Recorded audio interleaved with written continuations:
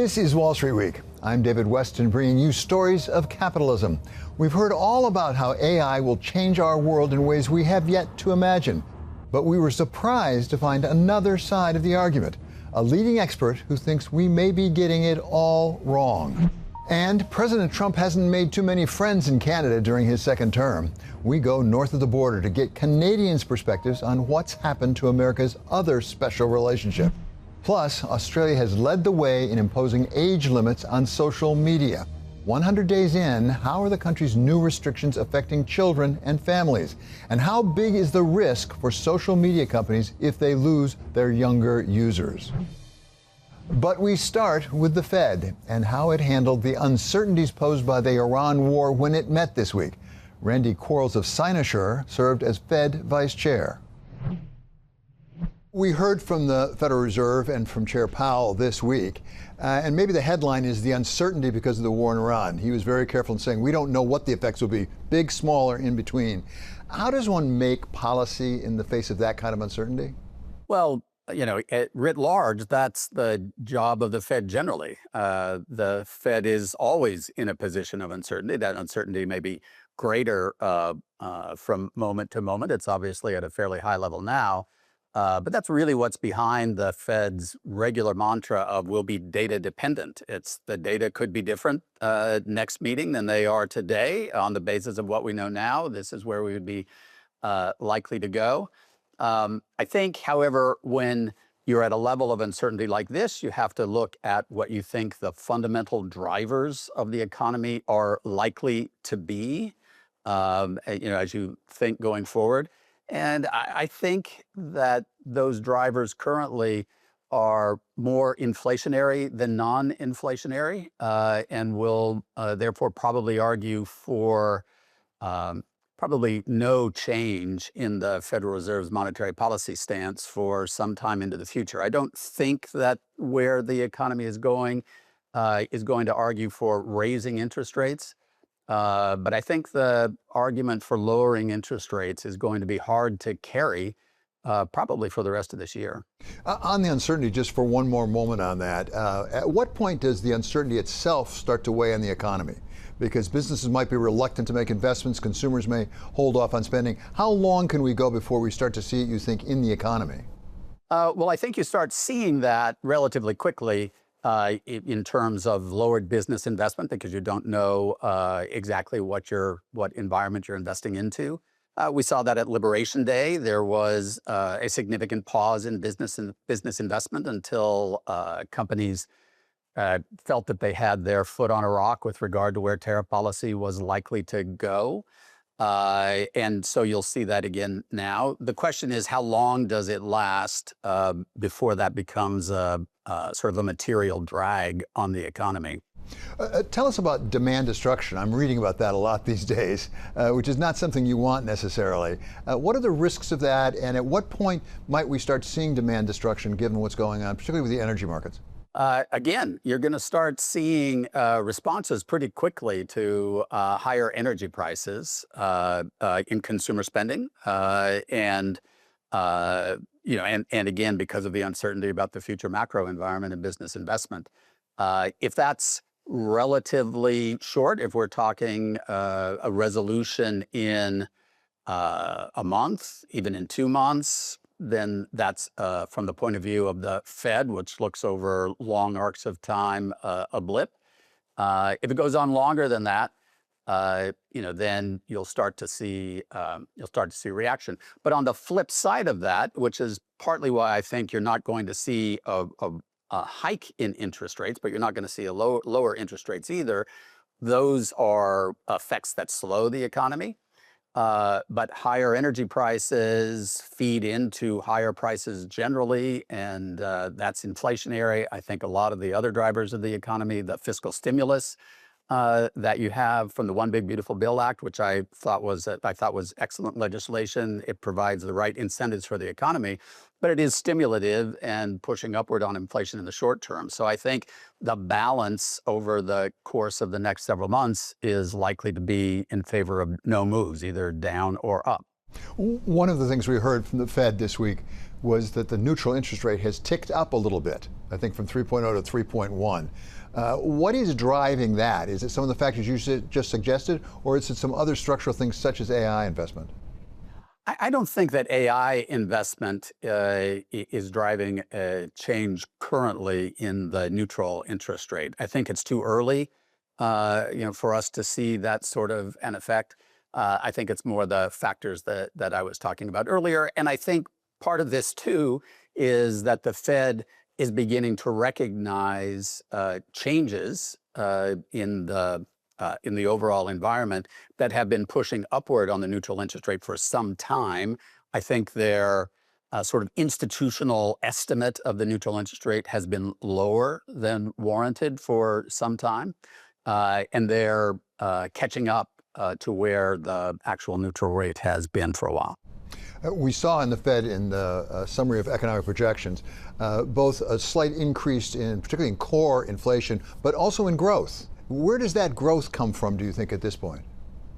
I think you'll see growth across the economy. I don't think that for example, that the sole driver of growth is AI investment or AI changes in business processes. Again, I think we're too early for that.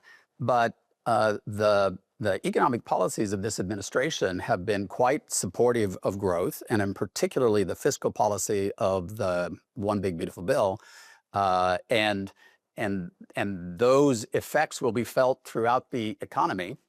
And the elements of the administration's economic policy package that at the outset of the administration one might have thought could have slowed growth, for example, immigration policy, maybe tariff policy, have ended up to be not as slowing of growth as one expected at the beginning. So of the overall administration economic package, which I think was much more coherent and well thought out than a lot of people give it credit for, I think that the stimulative elements are outweighing the potential growth slowing elements. And so as a consequence, we'll see that stimulation across the economy.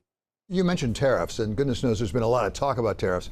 What I took away from what Chair Powell and the Fed said was basically they do increase prices for a time being, but it's usually 8 months to a year, and that'll be up sometime in the middle of the year. What are you seeing out there in the real world? Is that consistent with what you're seeing? Yeah, it's very consistent. There's a slightly higher risk that tariffs could feed into overall inflation expectations just because of how this tariff policy has been rolled out, because it's been up, it's been down, it's been rolled out over a long period of time, as opposed to develop, explain, implemented with a delay for everybody to process it, which would be the typical way to implement tariff policy. And then it would be very clear that you have kind of a one-time step change in prices during the period of implementation of the tariff policy that shouldn't feed into overall inflation expectations. There's a slightly higher risk that you push up inflation generally for a longer period of time just because of the way the tariff policy was rolled out. But I don't think it's terribly high, and I think you can expect the Fed can kind of expect to look through tariff policy. The tariffs themselves are not nearly as high as people thought that they might be at the outset of the administration. You mentioned immigration policy, and it did come up in the news conference with Chair Powell in this sense. He said, look, we still have sort of a low hire, low fire labor economy right now, and therefore the unemployment rate actually is not going up. But he said that's not a really great balance. What are the risks in that sort of employment market? So I actually think that people are underestimating the degree to which the labor supply has been changed as a result of immigration policy. The administration hasn't really succeeded in forcibly deporting very many people. That's hard to do. The Eisenhower administration tried to do something similar and had sort of similar results. But the policy had the effect of almost immediately closing off the very large amount of illegal immigration that there had been during previous years. A certain amount of self-deportation and even legal immigration is down materially. So the growth in the labor supply that we had during the Biden administration has been closed off by a very significant amount, really maybe between 1 and 2 million people a year, I think. And so the softness that you see in the labor demand numbers, in the jobs numbers, I think people are underestimating the degree to which that is effectively offset or significantly offset by the shrinkage in labor supply. You layer on top of that just the continuing aging of the baby boomers. And so I am less concerned, and I think the data that you described are supportive of that lower level of concern than the Fed has been expressing for some time about the state of the labor market. And I think as the data continue to evolve, that will be another sort of support for interest rate policy that is on the higher end rather than the lower end of expectations. Coming up, what if AI isn't as big as inventing the wheel or discovering fire? We look into the other side of the argument. This is a story about right-sizing our expectations. Since ChatGPT burst on the scene 4 years ago, all we've heard about is how big AI will be, how it could lead to superintelligence replacing humans, how fast it is coming, and, at least for some, how dangerous it may be. We have 2,000 people doing it, spend $2 billion a year on it. It affects everything: risk, fraud, marketing, idea generation, customer service, and it's kind of the tip of the iceberg. AI.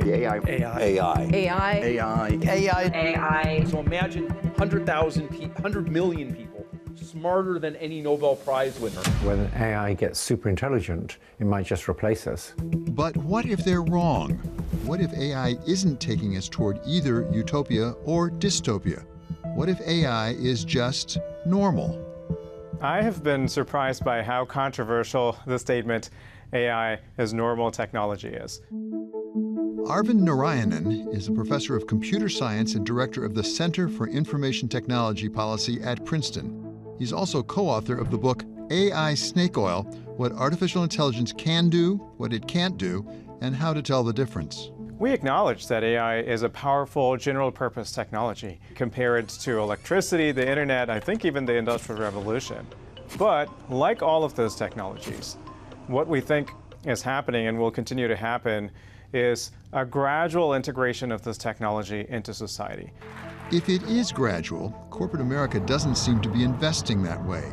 The 6 U.S. firms pouring the most cash into AI are projected to spend over $750 billion on it this year alone, more than the entire GDP of Ireland.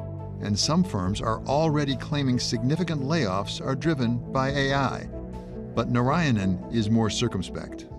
This is not, we think, some impending superintelligence that is going to, render obsolete the laws of economics or the limitations of human behavior. The usual reasons that are given for why AI is going to displace labor rely on a whole bunch of fallacies.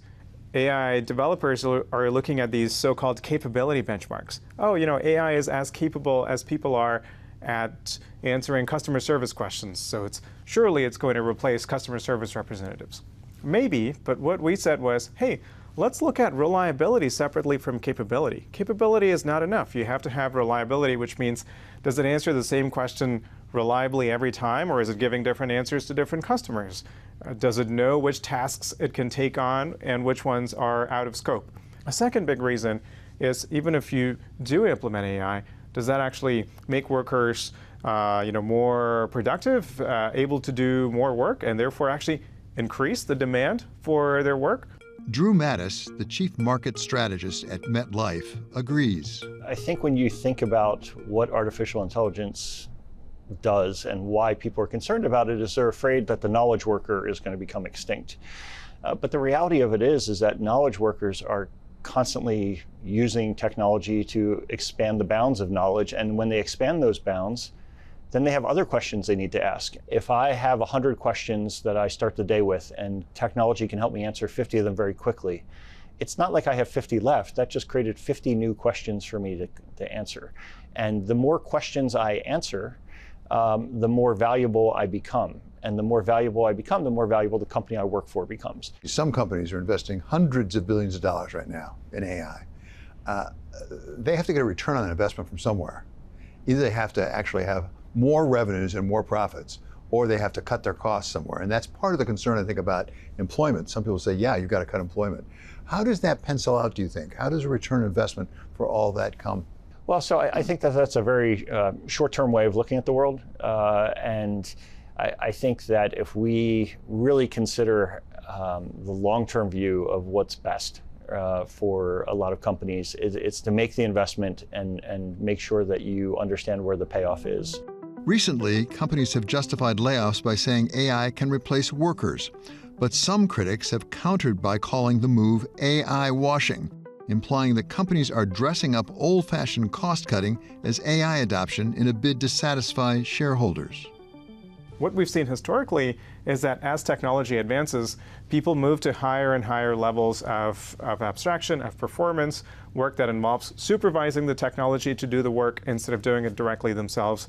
And what we're seeing with AI so far is consistent with this pattern. So my bet is on not seeing massive labor effects across the economy, but there might be specific jobs and sectors in which there might in fact be quite negative consequences. Software engineering has been the clear leader, I think, in the pace of AI adoption, but also the effects of AI adoption, to the point where going back to a time when all the code was written manually by hand, that almost feels like going back to, punch cards before the days of keyboards. Critically, though, even in companies where AI is being rapidly adopted for software engineering, it's not really clear that it's leading to replacing software engineers with AI. In fact, the number of job postings for software engineers actually continues to increase. Until recently, job postings for software engineers and others had been going down. But last year, the need for programmers spiked, unlike the rest of the jobs market. One of the things that is said is that although it may be as profound as the internet or electricity, it's coming much faster. Does that make a difference? There are many claims that are being made that AI is the fastest adopted technology in history. But when we looked at those numbers when writing this essay, we weren't really convinced. If you look at something that could really make an economic impact, like replacing customer service representatives with chatbots, for instance. I mean, when ChatGPT came out, so many people, including me, thought that that was the first thing that was going to happen in terms of labor effects. Chatbot, it's right there in the name. Why is that still not happening for the most part? It turns out that when you kind of look at this deeper AI integration where there are risks, there are legal liabilities involved, there are structural and organizational changes that companies have to make, it's not so simple. One of the stories we heard was that Air Canada had this kind of customer service chatbot, and it made up a non-existent refund policy when a customer was asking about it. And the customer got upset and sued. It went all the way to the Canadian Supreme Court, and what the court decided was to force the airline to abide by this non-existent refund policy. The speed limits in many cases are things like regulatory barriers that have, of course, been inserted by humans, but for very good reasons. There's kind of a saying that every regulation is written in blood, every safety regulation at least. So when you look at why AI can't make rapid inroads into healthcare, for instance, it's because we're not going to let AI autonomously do medical experiments on people, right, to figure out how to cure cancer. Samyukta Malanji has seen that firsthand. She's an oncologist who has been hired as Vice President of Clinical Strategy at OpenEvidence, a medical chatbot that was recently valued at $12 billion and has been called the ChatGPT for doctors. I'm a little bit circumspect when it comes to those sort of grandiose statements around AI tools just replacing physicians entirely. But I do think that there's definitely going to be, a world in which AI tools become a part of clinical practice. And I'm excited to enter that world, to be honest. I certainly do not think that they're going to replace physicians. Every single company founder putting out statements talking about the efficacy of their tool, they'll say something like, this tool has outperformed a group of physicians in coming to a diagnosis or solving a clinical problem. And I think what they're trying to do by sort of putting these statements out there entirely is showcase the efficacy of their tool and as well not take any liability for the downside that could happen because the AI tool has hallucinated or provide a biased answer or provide a false negative. And And I think that's a real problem. I think it's actually really inappropriate to sort of make statements like that without kind of sort of assigning or taking on responsibility for what happens when your algorithm messes up. What happens if a physician takes on a recommendation that an algorithm has generated and that turns out to be the wrong one? Who kind of assumes that responsibility? Like most technology, AI will continue to improve. And even if it doesn't get everything right now, that potential for improvement leads some to worry that it might get too smart for humans to handle.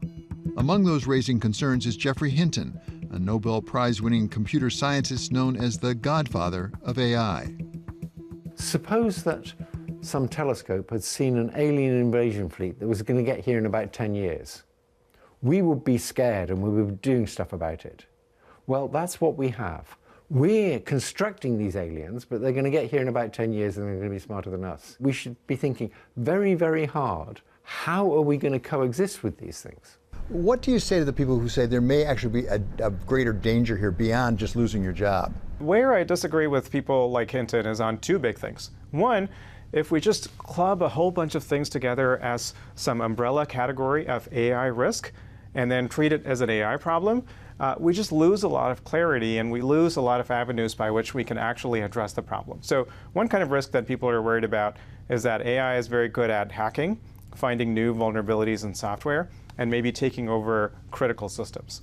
That is something we should be worried about, but it turns out that specific risk has a very specific solution. But this idea that we should imbue AI with a maternal instinct, or in computer science it goes by the term alignment, that AI is going to magically know what is the right thing to do in every possible situation, that seems like a pipe dream to me.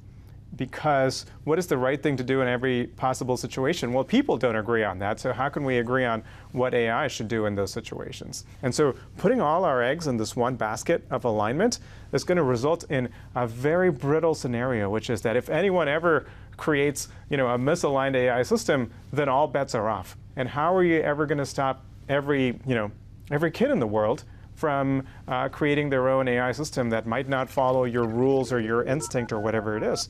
Because the trend we've seen is that something that takes a data center today, within a few years, is going to be something that you can do in your mom's basement. Whatever this new world of AI makes possible, Narayanan says there's one thing that it simply will not be able to do: predict the future. Once this happens, we will have no choice but to rely on AI in order to figure out what, let's say, military or geopolitical strategy should be. But when we actually look at the research, the picture that emerges is that the reason people are not that great at predicting the future is not some limitation of our biology. It's because the data that's out there that might allow us to extrapolate to what might happen in the future is pretty limited, but also the future is genuinely unknown. And just because the future is genuinely unknown, none of us, not the experts like Hinton and Narayanan, and not even AI itself, can predict just how big it can get or how fast it can grow. Up next, it takes a lot to get the Canadians angry. Has President Trump managed to do it this time?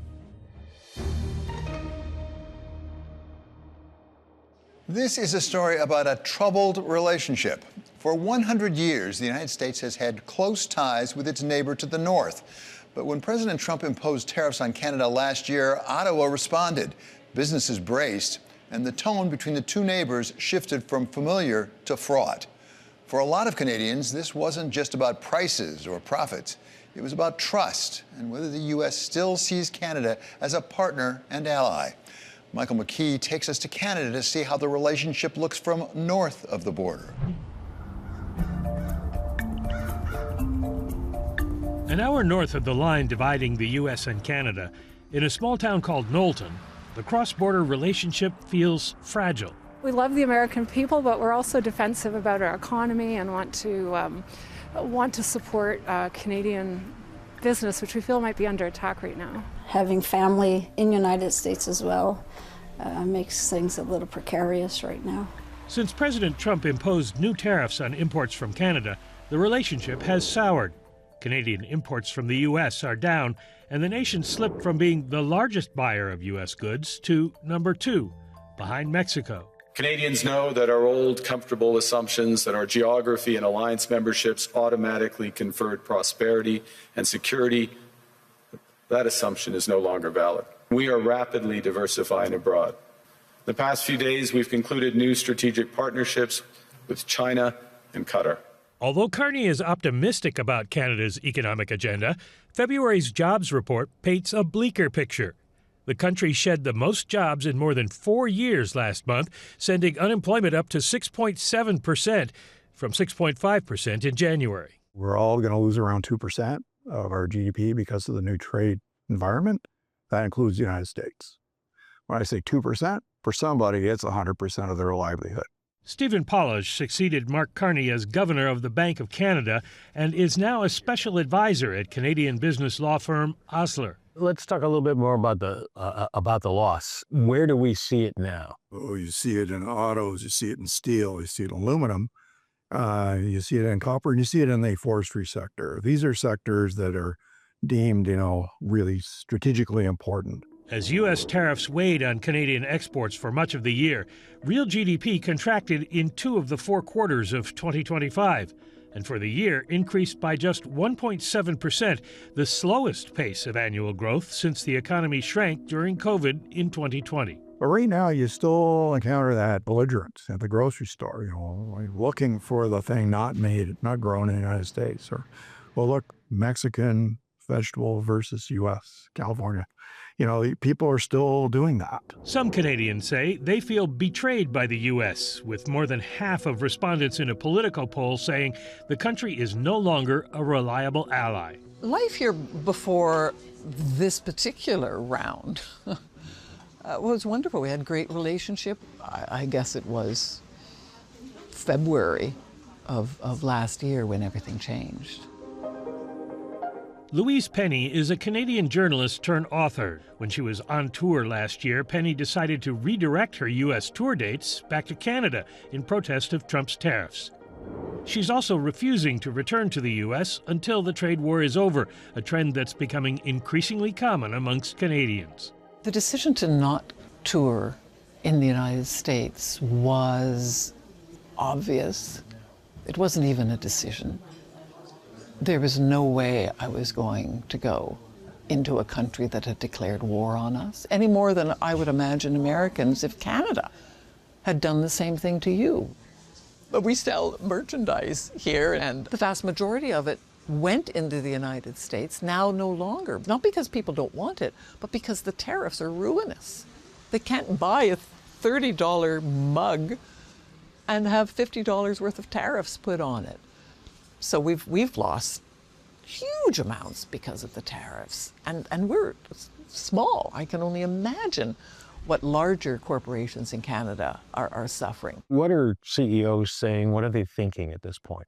Well, they remain very cautious, I would say, in the areas where trade matters the most. They're essentially still frozen, and they're the type would be just keep the lights on, do our maintenance spend, keep our powder dry. The truth is we need to be more competitive. We need to be more productive. This is not a unique problem to Canada. Goldie Hyder is the CEO of the Canada Business Council. Prime Minister Carney always likes to emphasize that when it comes to the marginal effective tax rate, the Canadian price is Canadian rate is the lowest in the G7. Those kinds of things inspire confidence for businesses to be able to deploy capital. Otherwise, you're going to see a lot of chilling and freezing of the capital. Although small business owners and some industry CEOs are feeling the pinch, some have a more nuanced view. All those policies are working, more so than I've ever seen in my 40-year career. That's why I'd like Canada to endorse it and do the same thing. Barry Zeckelman is the chief executive of Zeckelman Industries, a steel pipe and tube manufacturer. He sees the relationship from both sides of the border, having started his business in Windsor, Ontario, now having his headquarters in Chicago, and producing his products in both countries. How do the tariffs affect your business in Canada? Tremendously. I'm paying massive tariffs to ship products from Canada into the U.S. Can you put some kind of a dollar figure or percentage figure on what you're having to pay? We're having to pay roughly, almost $250, $275 a ton, US. So, I'm paying $6-7 million a month in tariffs. It's huge. We've got to eat it. I've got to keep this plant running. I'm trying. My US customers need the product. I'm manufacturing more and more in the US. We've upped our production there tremendously. I mean, if you had to compare Canada to the US is booming. I have never seen more robust demand. So the policies are working over there. So the back and forth on tariffs, even though a lot's covered under USMCA, has put a chill on the Canadian economy. Yeah. We need to resolve it, all right? I understand Prime Minister Carney, and he's our Prime Minister, so I've got to stand behind the leadership of our country. But we have to have a healthy trading relationship with the U.S. It is not going to be replaced by other countries. We can't just keep poking them in the eye and telling them we don't need you, and standing there at Davos pretending that these mid-market or mid countries are going to band together against the U.S. Every one of them's in the back door trying to sign a deal with the U.S. It's not going to happen. It's the greatest economy in the world. It's the market that everybody in the world wants to be in. And we're right next door to it with the longest border in the world next to it and biggest trading relationship. And we're saying, oh, we're going to move on? That doesn't work. That doesn't hold water. When you sit there and oh, we're going to make it the 51st state. Look, people got to relax, and people have to calm down. You don't feel insulted by the president as a Canadian? No, I've got thicker skin. I mean, you can't get insulted like that and turn that into a global trading fight. Read in between the lines.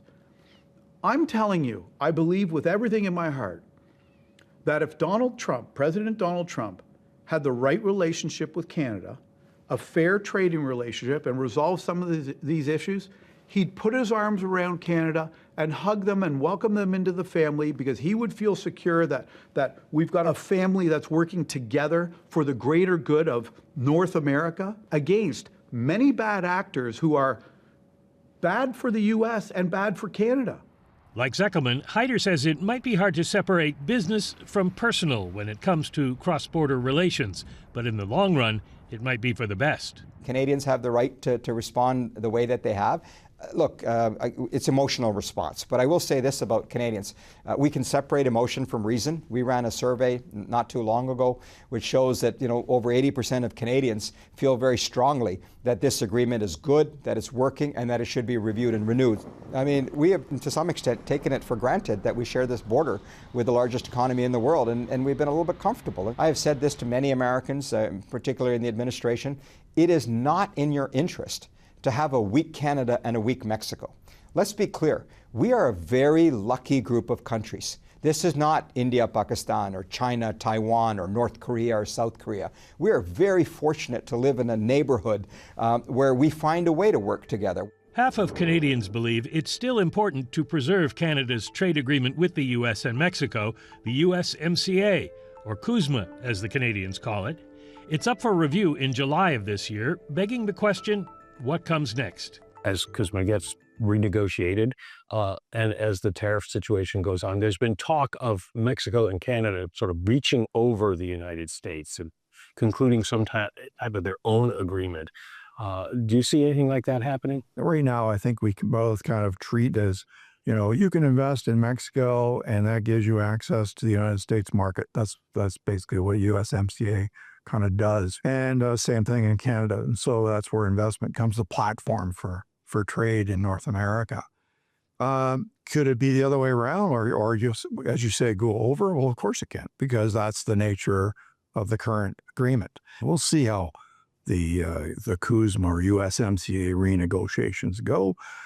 But frankly, they could go nowhere. I do not like the fact at all that there are these trade tensions between Canada and the U.S. I would absolutely love for this temperature to come down. I think that these two countries should have a robust trading relationship between the two of them. I think that there's a lot of things that Canada can offer to the U.S., and I think there's a lot of things the U.S. can offer to Canada. And I think that they need to get to the issues that are contentious, deal with them, and move on. I mean, if you talk to any Canadian, they're upset.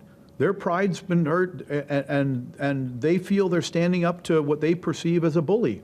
I think it will be an important component of his legacy if we're able to review and renew it and allow it to continue to bring about the prosperity and the growth and the security that it has offered for decades now. What we cannot have is an agreement that some have called a zombie agreement. It exists, but it doesn't really mean anything. It just kind of perpetuates out there in the abyss. That's not constructive. And let me be clear about one thing that your viewers of more than anywhere else in the world would understand. Capital doesn't have a heart. Canadians like Americans. I think Americans like Canadians, and we'll get through this. Coming up, putting an age limit on social media users. Australia's done it. What would it mean if the rest of us followed? This is a story about trying to put the genie back in the bottle. It's been 100 days since Australia implemented a world-leading policy restricting social media for those under the age of 16. In the months since, other countries have moved towards similar measures. But while few argue about the need to do what we can to protect the mental health of young people, opinion is split on the success of the new rule.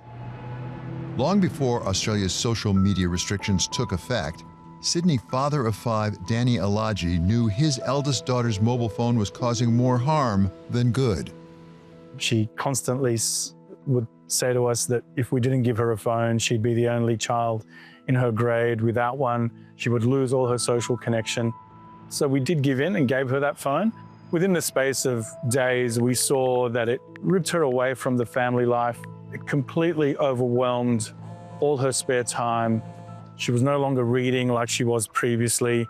She was no longer engaging with her siblings. She wasn't helping with dinner anymore. Every spare moment was spent attending to those pings and dings. It was enough to prompt Alaji to start a community group, Heads Up Alliance, for Australian parents delaying social media and smartphones for their children. So when the Australian government announced a landmark new policy, this is Australia showing enough is enough. Alaji was relieved. The social media laws that came into effect in December was a huge vindication for our movement, because for a long time we were spreading the word through word of mouth. And, some people thought that we were just being a little bit over the top, that perhaps we weren't with the times. If they weren't with the times then, they appear to be now. Across Australia, polling from Monash University found around 4 in 5 adults support the restrictions. And countries around the world have either implemented or are considering similar rules. But the rollout has been uneven, with reports of many kids finding ways around the regulations. We canvassed opinions of a range of stakeholders to assess the effect of rules like that in Australia and their impact on the social media business. We do not believe that we are within scope of the law because we are purely a messaging platform. We nonetheless are complying. So it's displacing their studies, it's displacing their attention, and it's displacing their sleep. When my children are at school, they appreciate that children are less on their handheld devices. I've always been 50-50 with the restriction laws. Australia's social media regulation was a long time coming. Concerns over youth mental health were growing, and the role of social media was at the heart of it. So social media has at least 3 negative effects on youth. Ravi Iyer is the research director for the USC Marshall School's Neely Center and helps manage the Psychology of Technology Institute. Before that, he led teams at Facebook working to improve the societal impact of social media. We know that many youth have these negative experiences. They see things they're not ready for. They see unwanted sexual content. They see graphic content. They're contacted by strangers. Sometimes they're groomed. Then there are these displacement of all the other things that kids should be doing, right? So kids should be sleeping. They're still growing. They're developing their brains. They need to get a good night's sleep in order to, do well at school the next day. And a lot of kids are using these products overnight at times when they shouldn't be. They may be using them in schools. Iyer is in good company, even among teenagers themselves. In 2022, 32% of U.S. teens said social media is mostly negative, and that share has gone up to 48%. Jennifer Park Stout is the Senior Vice President for Global Policy and Platform Operations at Snap, best known for its app, Snapchat. Do you share some of the concerns about social media apart from messaging, which is what you identify Snapchat as primarily being? Look, I think this is a really complicated topic and one that can't be solved by just quick fixes or blanket bans. I think individual choice and parent choice plays a big role in how young people should be spending time on social media and technology. Even though Snap is primarily a messaging platform, of course, there are a number of choices out there for young people to be on platforms where they're consuming content or they may be interacting with strangers.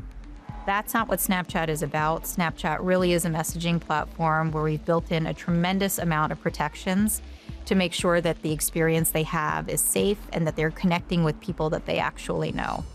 Is there research that you think is reliable to really give us a sense about what the risk might be or not be, whether it's social media generally or something more specifically? Yeah, I think the research is mixed. There's no research yet that has come out that can give really any indication that bans are the right approach when dealing with teenage well-being and mental health. However, I think it was the Journal of American Medical Association that came out recently that said that, complete removal of social media for young people, as well as excessive use, neither are healthy for experiences for teens. But somewhere around the middle, the sweet spot, that's what actually can help young people. It makes them feel connected. It makes them feel like they belong to a community. Australia acted decisively in curbing youth access to social media. Shortly after the rules went into effect, close to 5 million accounts across 10 different platforms were removed, and new users have been barred from signing up. But that doesn't mean the rollout has been a sweeping success. Perhaps unsurprisingly, over the last 3 months, we've heard overwhelmingly that children have managed to find a way back onto the platforms, have not had many obstacles placed in their path whatsoever. People can just log in under a new account. So this is now where we're looking to our government and to our regulators to wield the stick that is written in the legislation itself of significant fines for those platforms who don't comply. That's also the concern for Paul Litherland, a former police officer and prominent e-safety advocate in Australia who founded Surf Online Safe. He expects the wave of kids trying to circumvent the restrictions to be largely confined to those that have had existing accounts removed. He believes the trend will die down in coming years, but is calling for more compliance from social media networks. My concern is, once again, time and time again, we've seen the networks fail in regards to response from government requests and from legislative changes. So my main concern was the fact that the networks probably wouldn't respond. And as an example, within our legislation, there's 2 words. The networks must take reasonable steps to remove or to stop kids from joining under that age. So my concern is with their determination or their interpretation of reasonable steps. We have worked very hard to meet compliance. So what that means in practical terms is that we have worked very hard to quickly identify the population of users in Australia that are under the age of 16 that we had to immediately remove from our platform. That's quite a complicated task in a world where age verification and age assurance technologies do not exist in a foolproof way. We and our operations team worked very hard to quickly identify those that were under the age of 16, as well as those that we may have inferred to be under the age of 16. And by that, we then remove those users from our platform and are continuing to work to verify the ages of these users to make sure that they are not on our platform. As you describe it, it is a complicated process that you have to go through. But as you've gone through it, is that a material portion of your clients or customers in Australia? I wouldn't say that it's a material portion, right? It's those that are on the platform between the ages of 13 and 15. So we've been public about those figures. It's over 400,000 people that fall in that age category that we have removed from Snapchat. And how many users do you have in Australia overall? We have roughly 8 million daily active users in Australia. For social media companies, teenagers are an important demographic. Late last year, the Washington Post reported on internal memos from the head of Instagram, telling its teams in 2024 to be, quote, laser-focused on teens. If we had age limits around the world, along the lines of what Australia's done, how materially would it affect the bottom line of the social media companies? So, social media companies will say that they don't monetize youth that much now, which is, I would think is true. I don't know 100%. But I think what would happen is that over time, people would get less in the habit because you get to develop these habits younger. And so there'd be less of the habit of using social media as they get older. You'd have fewer of these network effects. So I think over the long term, it would be detrimental to the growth of these platforms. Now, these companies are wildly profitable. They could have amazing businesses not doing these things. So in the grand scheme of things, these companies would do fine. They'd be wildly profitable. But they wouldn't be the growth engines that drive their stock price. And so they would just have to be like regularly profitable companies as opposed to the super profitable companies that they are today. Does it have a substantial effect on your revenue, on advertising? We're not focused on revenue or advertisers when it comes to the safety and well-being of young people. And we understand that they're a very sensitive cohort. And so we care more about their experience online, all of the safety protections and measures we put in place to ensure that when they are on Snapchat, those that are eligible to be on Snapchat, that they have the safest and most positive experience they can have. Society has long taken steps to restrict the activities of youth, be it watching movies, drinking, or the right to vote. Social media may just be the latest extension of that. It's important we give that analogy in regards to alcohol and driving. There's education there, there's rules around the release of these products to kids and to humans. That's what I've been really frustrated and why I left the police, because there were no rules. Everything in our physical world has rules. Look at a car manufacturer. You can't release a car into Australia unless it's a 5-star rated, unless it's got airbags, brakes. We need brakes, okay? But social media, we haven't had that. Parents like Danny Alaji hope Australia's social media restrictions are a step toward doing just that. Next, what we should be worried about with the rush to AI.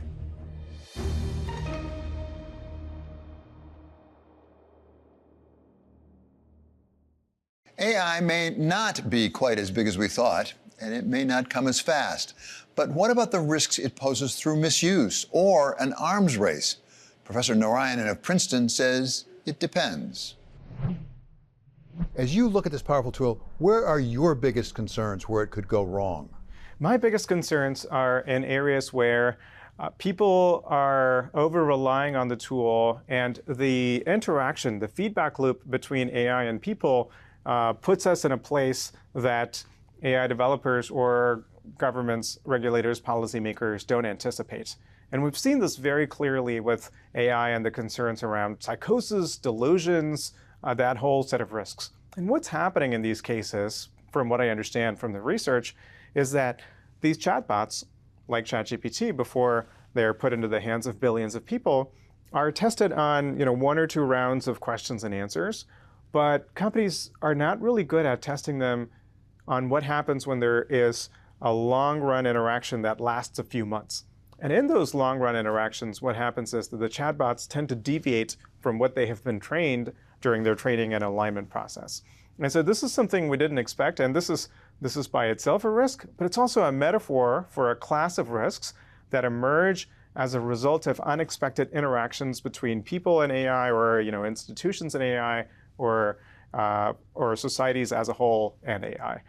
So this is something we can only get better at, not by treating it as a purely technical problem and building the perfect AI, but by building resilience into our society. Make sure that we're able to very quickly see emerging problems as they arise and have multiple points of leverage, not just fixing the AI, but giving people mental health support when it's needed, having the right kinds of regulation in place, or being able to quickly put that regulation into place when we recognize that there is a new problem that's emerging. Having regulations for good reason for the United States, for example, for a given country may make good sense.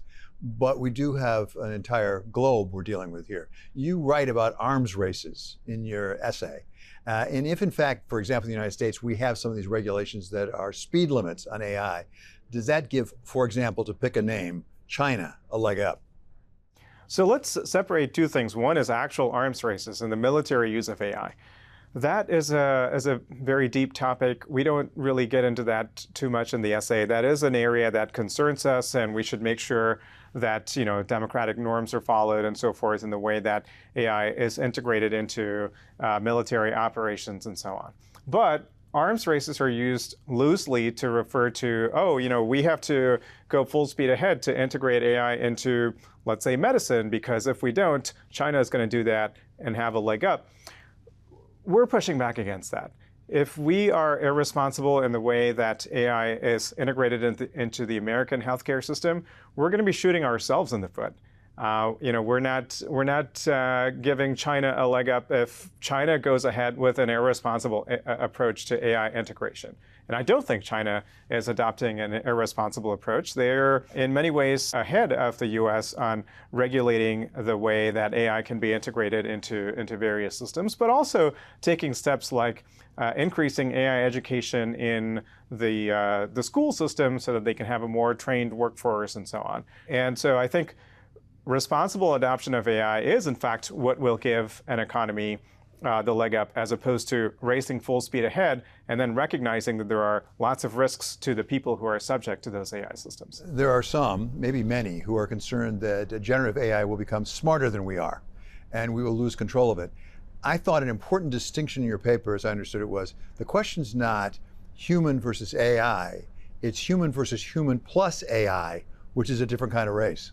That's right. So one place where this comes up is when people are worried about labor market effects. AI is going to become smarter than people, and then, of course, why would we employ people? We're going to replace them all with AI. But historically, that's really not what has happened. Whenever AI gains some capability, what people do is they use that capability of AI or any other kind of automated tool to level up what they can do with the help of those tools. And historically, there are a lot of reasons why we're jittery about pure automation. When there's no human in the loop, when something unexpected happens and something breaks, you have pretty severe consequences. And companies are naturally worried about liability, but I think those built-in market forces are not necessarily always enough. That suggests to me that the issue for you, at least, may not be at the AI model level, but the model of how we conduct our entire commercial system. That is to say, you've got some very, very large companies, that understates it, who are investing hundreds of billions of dollars, and they're competing with one another. And that's the way our system works. But in that competition, they may not be as prudent as we might like them to be.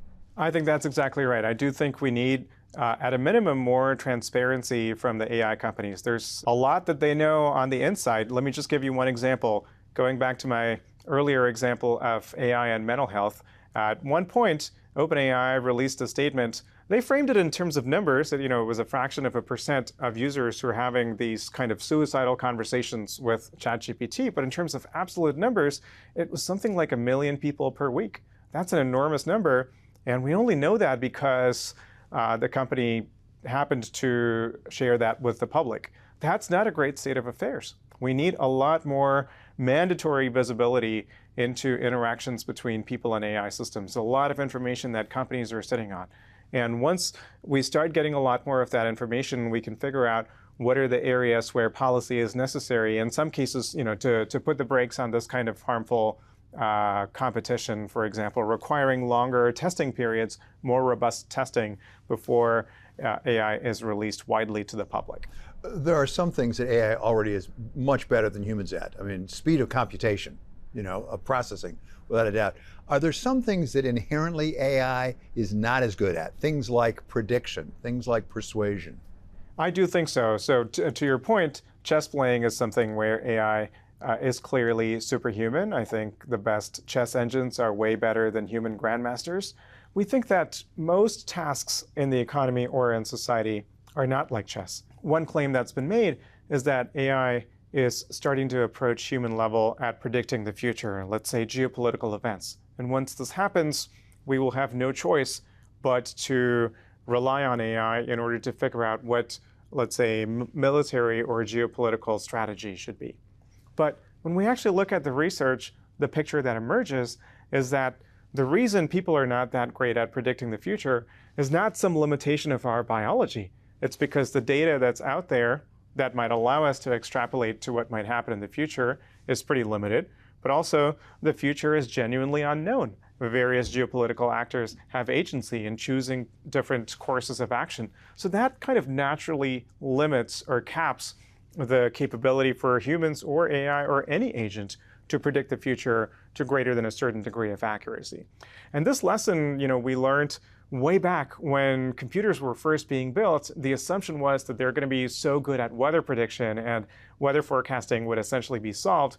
It turns out there are inherent limits to our ability to know the future of even physical events. And when it comes to messy, complex social or geopolitical events, those limitations are even more serious. And there's a lot of research on this. And so that's what gives me comfort that you're not going to see the same kind of superhuman performance at predicting the future that you see at chess, or the same kind of superhuman performance at persuading people to act against their own interests, again, compared to mathematical things like chess. So again, persuasion is something that people argue, future superhuman AI is going to be able to persuade, let's say, the operator of a nuclear reactor to give up control to an AI system. Well, we've looked at the evidence behind those claims, and we're really just not seeing it. That does it for us here at Wall Street Week. I'm David Weston. See you next week for more stories of capitalism.